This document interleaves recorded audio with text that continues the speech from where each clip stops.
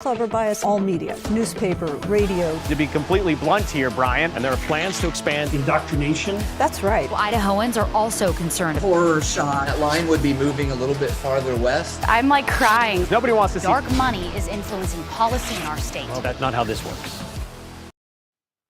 Well, hello there and welcome to Nowhere to Hide. I'm going to warn you right up front.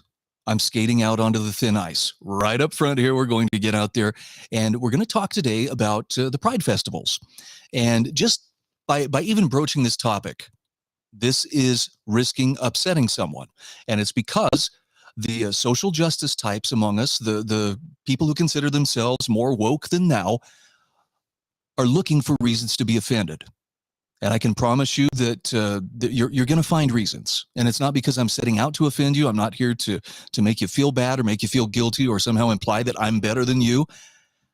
We're likely to disagree on some issues. I just want to put it out there right at the very beginning.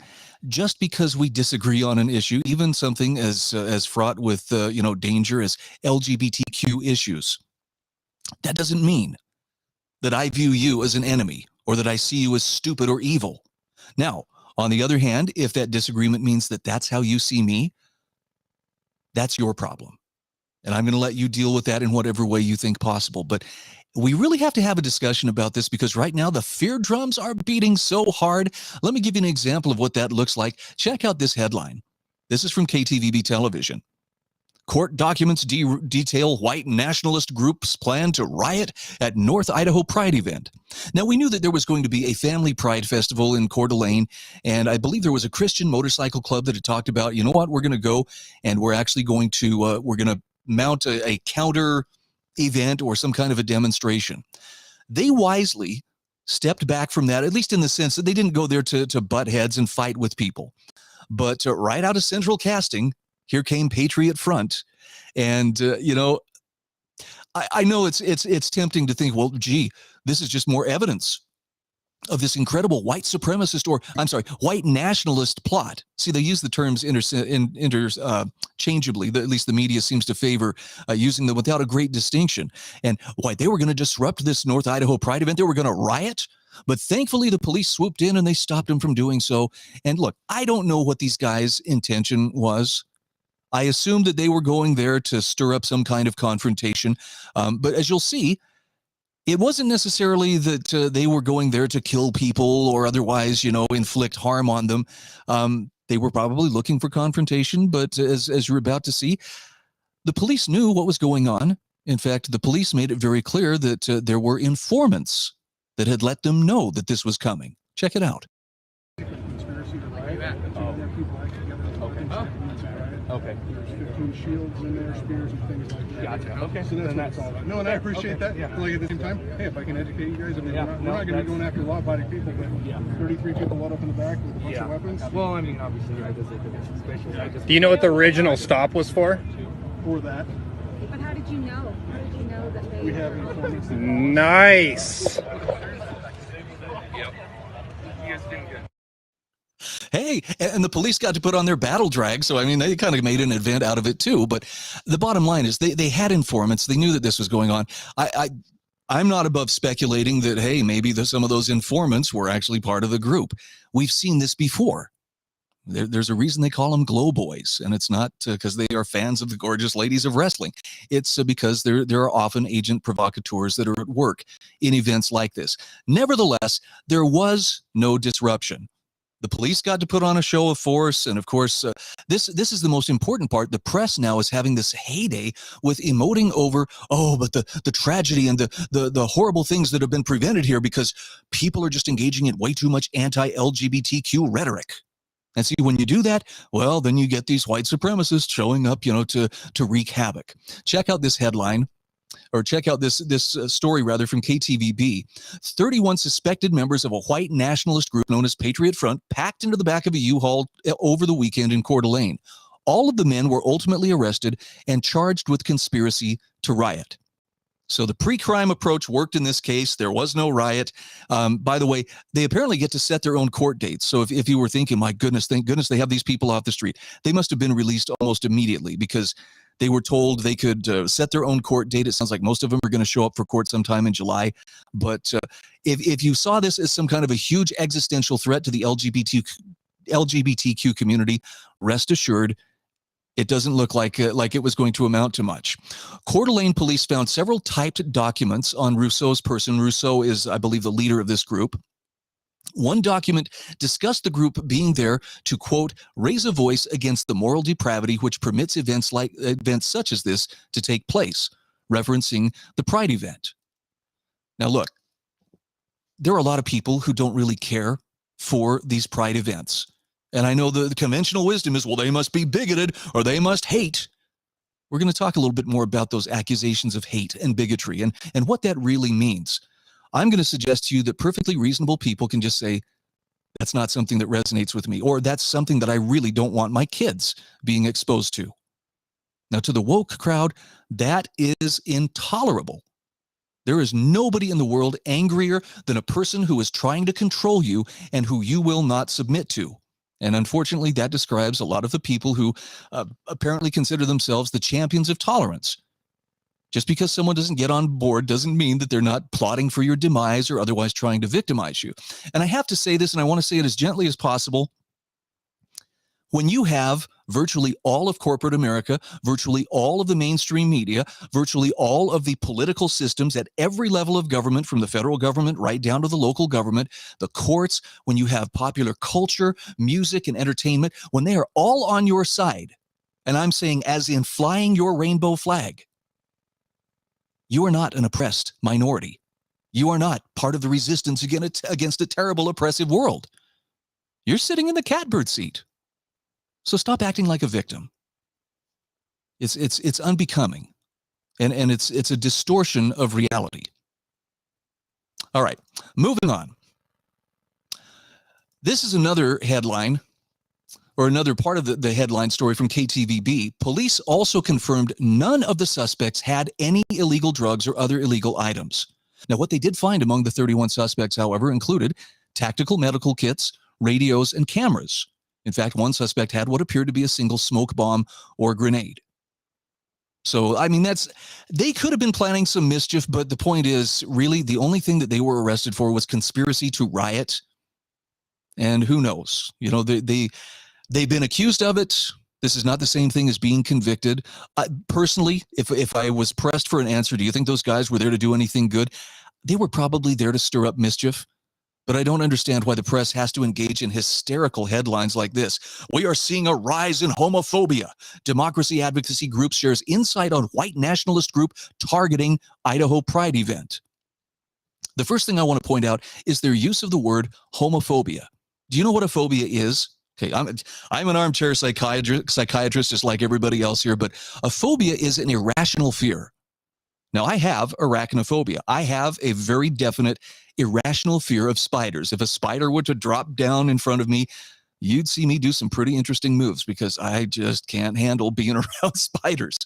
But to suggest that a person's unwillingness to embrace LGBTQ politics or to engage in advocacy at the same level or to chant as loud as those who are out there, engaging in these pride events, doesn't mean that they have an irrational fear of homosexuals.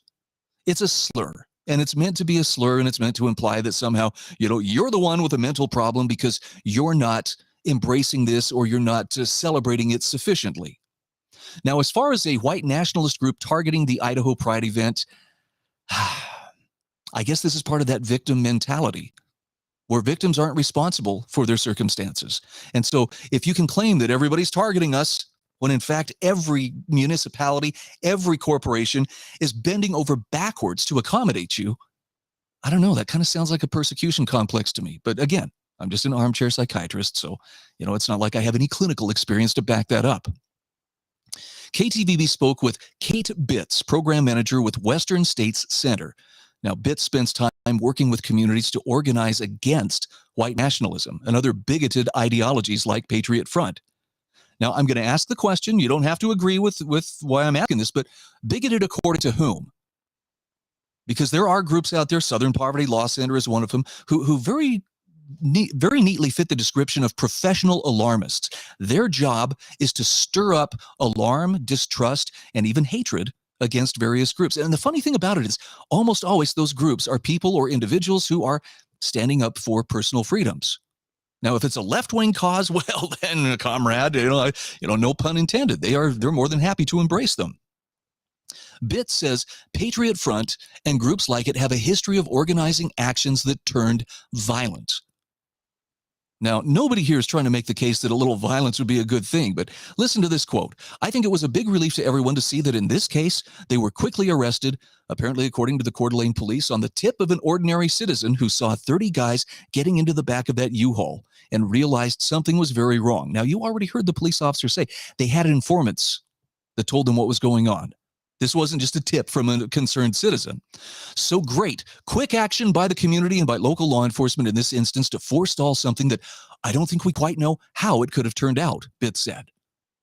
But we'll certainly assume the worst, and we'll certainly assume that there must have been some kind of a white nationalist or white supremacist plot behind it. Now, again, I don't know what these guys had planned.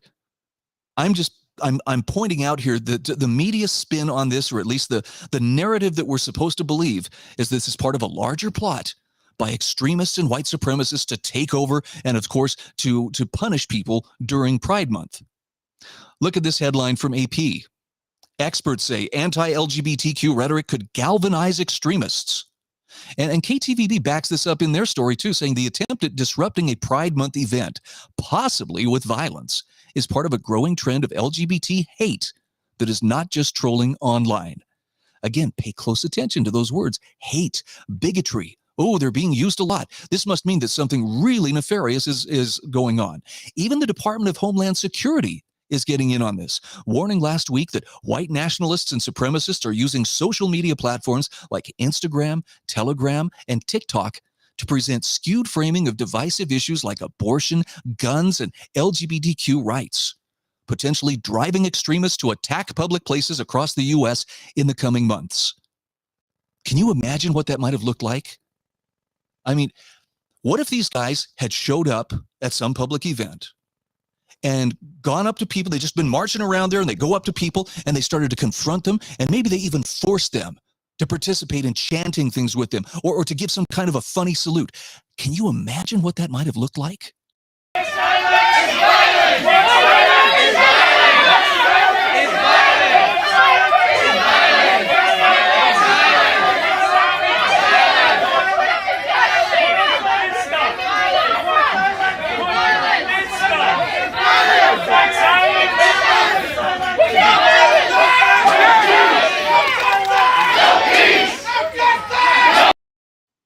Wow, that is utterly terrifying. Except that was actually Black Lives Matters from a couple of years ago, confronting diners sitting out there at an outdoor restaurant in Washington, D.C., and forcing them to raise their fist and to chant along with them that Black Lives Matter.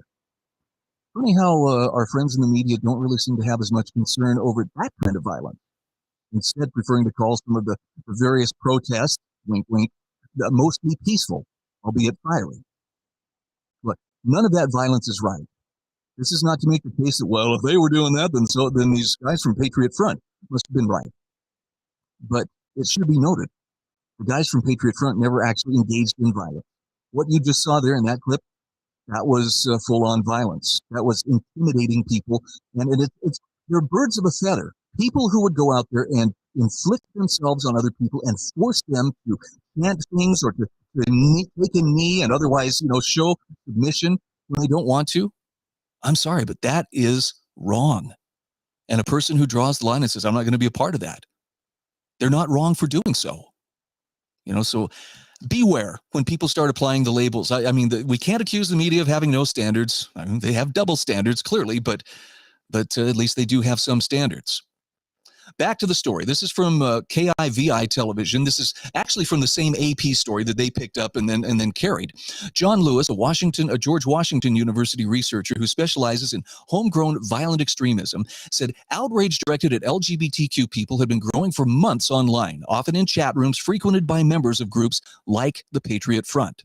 A massive right-wing ecosystem has been promoting the notion that there are people who are trying to take your kids to drag shows. There are trans people trying to groom your children, Lewis said. That rhetoric has been amplified by right-wing social media accounts that use photos and videos of LGBTQ individuals to drive outrage among their followers. Really? Now, isn't it interesting that, they're talking about it online, and presumably if you are saying anything online that is, shall we say, less than supportive of these events, well, then that just lumps you right in there with the Patriot Front. Why, you must be one of them. You must be one of those white nationalists or white supremacists. But as far as the idea that really there's nothing going on here, there's no attempt to groom children, or there's nothing inappropriate going on in front of children. I have a very short clip that I'd like you to see and just, consider for yourself, is this really something kids need to be a part of? Happy Pride! We got bandanas and lube and... How are y'all doing? Happy Pride. Look at these guys shaking their junk for everybody. Hey, we've got bandanas and lube, and I'm sure those little kids, they understand perfectly what that's all about. Look, I'm not trying to judge that person who has those two little girls standing. Not trying to judge their parenting, but as a parent, that's not something I'd want to expose my kid to. And as far as the accusations of grooming, well, this is where it starts to get a little bit tricky. People try to make it out that, well, this is just being exaggerated, and this is just something that's being used to target LGBTQ people. But I'm going to ask you, if stuff like this is going on, if you can see this, these are kids. There's little kids in drag. There's little kids at Drag Queen Story Hour, fully naked person. I don't even know the gender. Thankfully, it's pixelated there. Kids tucking dollar bills into people's, into dancers, Speedos and whatnot. I'm sorry, if nothing in any of these photos constitutes something that's a little bit over the line or perhaps even pushing the envelope, I have to ask, where would you draw the line? And for a lot of people, I think there's fear about, well, I don't know where to draw that line, because if I say that there's a line to be drawn here, somebody might get terribly offended.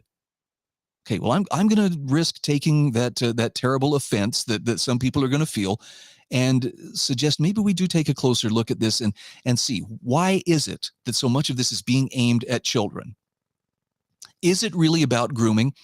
This is from an article by Brandon Smith published earlier this last week, who says it really is about grooming, and it is predatory, but it's not purely about pedophilia. And I think it's good that he makes this distinction. This is not saying that all LGBTQ people are all about pedophilia. They're not.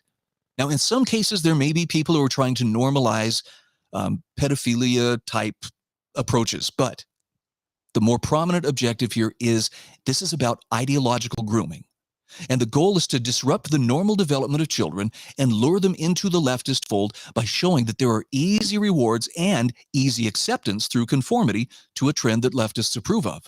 So it could be critical race theory, it could be transsexualism, transhumanism, it could be anything else for that matter. The point is to disconnect children from reality and make them believe that fantasy and perception are the same as objective facts. Now, I'm not saying because Brandon Smith wrote this, you have to believe it, but that makes sense to me. That would make a lot of sense about why the effort to bring as many children as possible in front of this kind of behavior. Once a child has been indoctrinated to ignore logic and reason, there's no going back. They will now be a perpetual infant with perpetual dependencies and perpetual delusions. They'll be broken and incapable of taking on adult responsibilities. In other words, the children are being groomed to act as political slaves for the rest of their lives. Can you imagine, even 10 years ago, hearing arguments in favor of exposing kids to transgenderism to the point that they be manipulated into absorbing sexualized content and participating in drag shows where they hand dollars to dancing men in bikinis? The acceleration of this climate is unprecedented, and the purpose behind it is villainous. And Brandon Smith points out here, leftists gaslight the public and they argue these events are not happening or they're not sexual in nature, yet the evidence is endless. From deceptive school texts to graphic and sexual brochures and books to parents and schools inviting trans dancers and activists to directly influence their children. And keep in mind, this is not only done with the intention of normalizing transgenderism, but it's often done to convince children that they are also transgendered and that they must participate. And perhaps most telling of all, the fury that erupts from leftists when this behavior is revealed to the public tells you all you need to know. If they truly believed that there's nothing wrong with it, then they wouldn't actively encourage teachers to hide it, and they wouldn't try to censor organizations that expose it, and they wouldn't attack conservatives that film it as evidence. A good example of this is the account on Twitter, Libs of TikTok. Now, this is run by a woman, and she receives legitimate death threats. Not because she's putting this out there and saying, you should go out there and make these people's lives miserable. She does nothing of the kind. All she does is put actual footage from these drag queen story hours or these various LGBT pride events and just lets the images and the video speak for itself. What a surprise when people get outraged by what they're seeing. Now, let's come back to the idea of hate and bigotry, because why don't more people speak out against this, right? I mean, I'm assuming most people have some kind of a moral compass or at least some limit to what they're willing to tolerate. But very few people are willing to speak up when there's something at stake that involves the LGBTQ crowd. If you get into a beef with the pronoun mob, man, you have got some destruction coming your way. And it's because you're likely to be accused of hate and bigotry. This is what Joseph Sobran said years ago about what he called the unspecified predicate. He said such charges such as sexism, homophobia, racism, anti-Semitism, and the generic all-purpose hate and bigotry are what British philosopher Gilbert Ryle called bogus predicates. In other words, they sound as if they mean something, but they have no specifiable content. The listener is invited to fill them out with his own emotional associations. Now, murder implies that someone has killed someone else. You look at the law, there's a very specific definition of what it means when someone has murdered. And not everybody killing somebody else rises to the level of murder. Sometimes it's manslaughter, sometimes there are different degrees, but it's very precisely spelled out in the law. But what does it mean when someone is accused of bigotry? If you were to ask 10 random people on the street, hey, what does bigotry mean? You might find some overlap in their answers, but I can almost guarantee you would get 10 different answers based on the emotional associations of those people that you're questioning. So the point here is when someone makes an unspecified accusation, unfortunately in our society today, that accusation carries as much weight as a conviction, without the burden of proof being on the accuser. Instead, the burden of proof is put on the accused with the impossible burden of proving a negative. Prove to me that you're not a bigot. Now, this is simple logic, but it's a very effective tactic.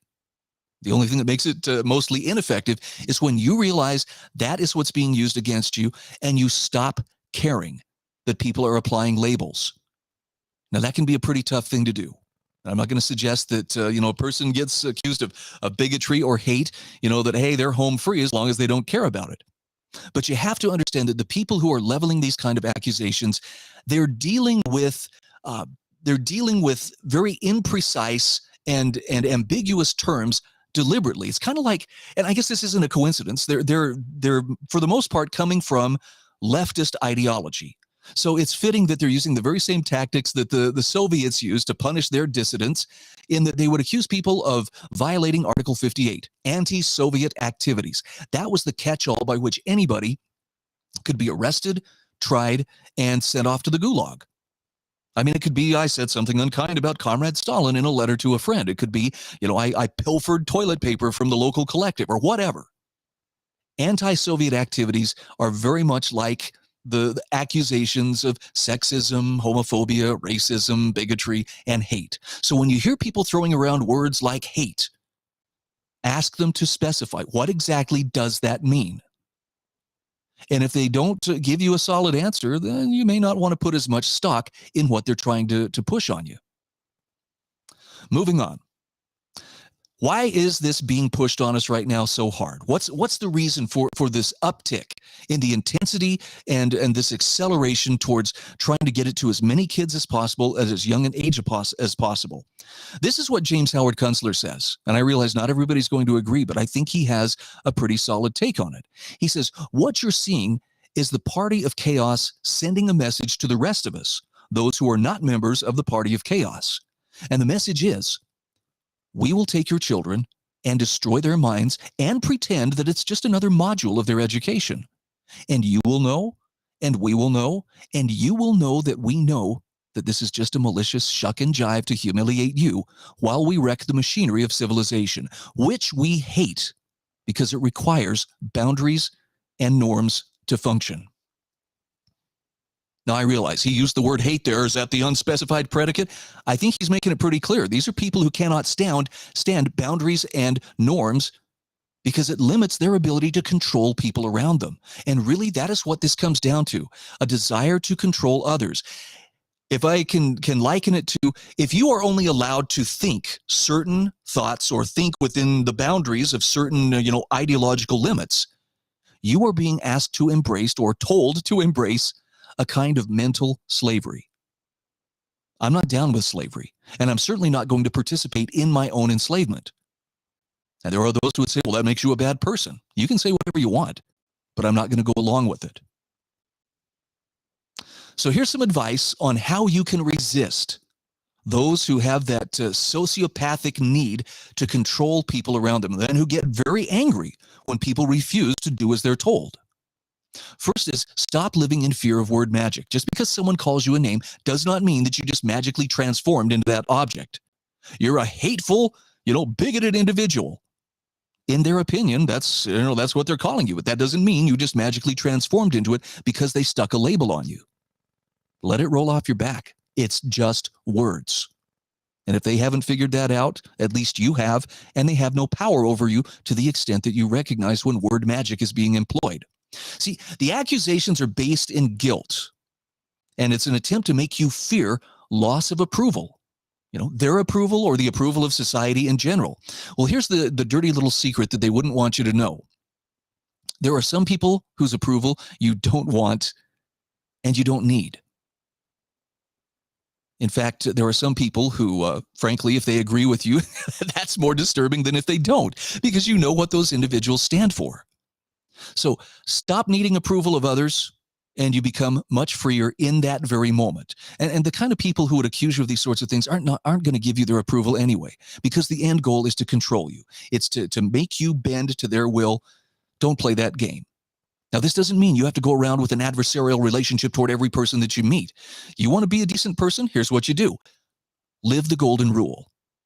That's it. Treat other people the way that you would want to be treated, and you will cover 99.9% of the challenges that are going to arise. See, virtue signaling is not the same thing as being a good person. Oh, yeah, I know. You get to feel smug and you get to feel superior and everything. It's a form of supremacy all its own. But it's not the same thing as actually undergoing the pain of making good decisions, sticking to your principles, and being a good person, doing the right thing even when it is hard to do the right thing. That's what it takes to be a good person. And for those people who feel like they're entitled to your respect, well, you will respect me. You will use my pronouns, and you will do this, and you will do that. They have a terrible misunderstanding about what respect is and how respect flows. Respect is not something that can be demanded. It can't be legislated either. So when people talk about, well, we need hate crimes legislation and we need anti-bias laws and this protection and that protection, it's not going to give these groups for which they're trying to stand up, and sometimes I think legitimately trying to protect these individuals, it's not going to give them the respect that they're seeking. You know what will bring respect? When you live your life as the kind of person whose every act, whose every word that you utter, everything that you do commands the respect of the people around you. Why? Because you are respectable. When you see someone who is behaving respectably, you can't help but respect them. That's how it works. Also, I would offer this parting thought. Reject identity politics. It's a form of collectivism. Racism itself is just a super ugly form of collectivism, but so is identity politics because it makes group judgments. It substitutes group judgments for actual direct observation as to whether this is a good person or not. Well, his skin is this color, or I saw her come out of that church, or I know that she waves this flag, therefore I can make this judgment. No, you can't. So don't do it. Use observation rather than group judgments, and reject identity politics. And again, this will take a lot of the conflict in our society down considerably when more people embrace this. Now, if you're one of those individuals who just is OCD and you have to categorize people one way or another, then I would suggest follow the advice of Charlie Reese and realize there are really only two groupings of human beings, or at least two groupings that matter. Those who are decent and those who are indecent. You know how you can tell the difference between the two? Behavior. I don't know your thoughts, you don't know my thoughts, but as long as your behavior is peaceful, I respect your ability to believe and think whatever you want. All I ask in return is that you respect me in that same way. I'm Brian Hyde, and this is Nowhere to Hide. Are biased, the Idaho Press Club are biased, all media, newspaper, radio. To be completely blunt here, Brian, and there are plans to expand indoctrination. That's right. Idahoans are also concerned. Horror shot. That line would be moving a little bit farther west. I'm like crying. Nobody wants to see Dark money is influencing policy in our state. Well, that's not how this works.